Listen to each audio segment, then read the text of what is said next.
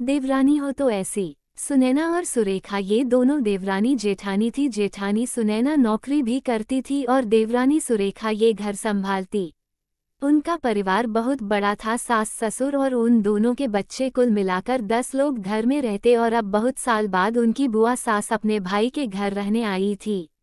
सुबह उठने के बाद बुआ सास ने देखा कि सुनैना फटाफट अपने काम कर रही थी।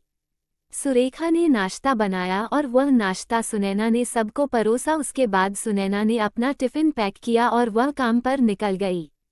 सुरेखा ने वापस दोपहर का खाना तैयार किया और थोड़ा वक्त अपनी सास और बुआ सास के साथ बैठी रही। बुआ सास से रहा नहीं गया, उन्होंने सुरेखा को पूछा, छोटी बहू तुम्हारी जेठानी तुझ पर बहुत हुक्म चलाती है।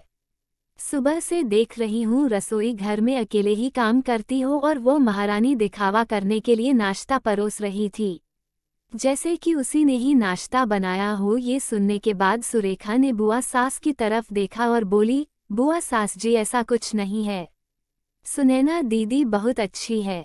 बुआ सास बोली, तुम बहुत भोली हो सुरेखा, मुझे सब समझ में आता है, मेरे बाल धूप से सफ़ेद नहीं हुए हैं। सुरेखा से अब नहीं रहा गया, वह बोली, ऐसा नहीं है बुआ जी, आपको सुनैना दीदी ने सबको नाश्ता परोसा वह दिखा, पर आपको यह नहीं दिखा कि दीदी ने मुझे जबरदस्ती सबसे पहले नाश्ता करने दिया और चाय भी दी।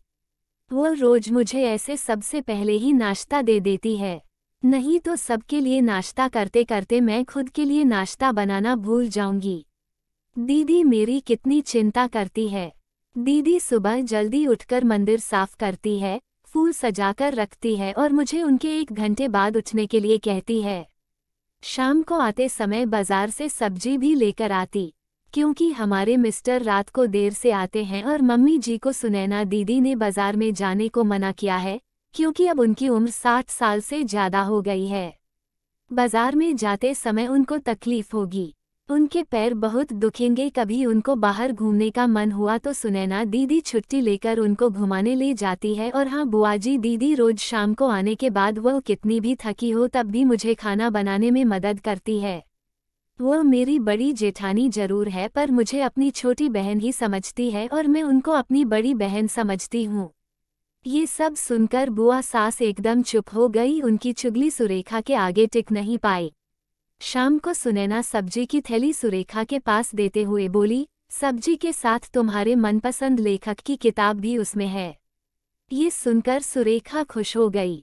सुनैना को थैंक यू बोलकर सब्जी की थैली किचन में रखकर वह अपने रूम में चली गई। उतने में बुआ ने सुनैना को आवाज़ दी, बड़ी बहू जरा यहाँ आना। वह बोली, सुनैना तू इतनी मेहनत करके पैसे कमाती है और ऐसे फालतू में किताब खरीद करके मुफ्त का खर्चा करती हो, वह भी अपनी छोटी देवरानी के लिए। वह ऐसे भी घर में बैठकर करती क्या है, तुम दिन भर मेहनत करती हो और वह घर में आराम करती है। इस पर सुनैना हंसकर बोली, क्या बुआ जी आराम? और सुरेखा उसे तो कहने पर भी वह आराम करती नहीं, सुबह उठकर बेचारी काम करती रहती है। सबका मनपसंद खाना, मेरे और उसके मिलाकर 4 बच्चों का टिफिन सब वही तो करती है और तब भी उसके चेहरे पर हमेशा आनंद दिखता है। सुबह की चाय पीने के लिए उसके पास वक्त नहीं रहता। दोपहर को जब बच्चे घर आते हैं तो उनका खाना, होमवर्क सब वही देखती है। इसलिए मुझे बच्चों का टेंशन नहीं है और इसलिए ही मैं ऑफिस में मन लगाकर काम कर पाती हूँ। कुछ दिन पहले ही मुझे प्रमोशन मिला है। इसके अलावा मम्मी जी और पापा जी की दवाएं कभी खत्म हो गई और कभी लाने की हो तो वही ध्यान में रखती है। घर में कोई मेहमान आए तो उनकी मेहमान नवाजी भी वो वही करती है। बुआ जी घर और बच्चे संभालना छोटी बात नहीं है। इतना सब सुनकर बुआ जी उनकी तो बोलती ही बंद हो गई। सुनैना कभी कोई शिकायत नहीं करती है, वह सब काम कर लेती है। वह सिर्फ पढ़ना पसंद करती है। फिर मैं मेरी छोटी बहन के लिए इतना नहीं कर सकती, मैं नहीं करूँगी तो फिर कौन करेगा? इतना बोलकर सुनैना अपने रूम में चली गई। ये सब बोलना सुनैना की सास पीछे खड़े होकर सुन रही थी। वह बुआ के पास आई और बोली, जीजी ये दोनों देवरानी जेठानी जरूर है, लेकिन उनका रिश्ता 2 सगी बहनों से ज़्यादा पक्का है।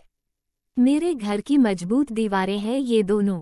पहले मैं भी एक बुरी सास थी, हमेशा इन दोनों में झगड़ा लगाने का प्रयास करती थी, पर ये दोनों के प्यार के आगे मैं भी हार गई। वैसे भी झगड़ा लगाकर नुकसान तो हमारे ही घर का होगा ना। पर यह बात बुआ को समझ में नहीं आई। रुदन करते हुए कमरे से बाहर चली गई क्योंकि उन दोनों में झगड़ा लगाने के लिए ही वह आई थी। पर सुनैना और सुरेखा इनके जैसी दो समझदार देवरानी जेठानी के बीच झगड़ा करवाना बहुत मुश्किल था। तो दोस्तों, सुनैना और सुरेखा इनके जैसे समझदार देवरानी जेठानी जिस घर में होंगे, उस घर का कोई बुरा नहीं कर सकता। जिस घर में ऐसी बहुएं होंगी वह घर स्वर्ग बन जाएगा। दोस्तों, देवरानी जेठानी की सुंदर पारिवारिक कहानी आपको कैसी लगी? जरूर बताएं।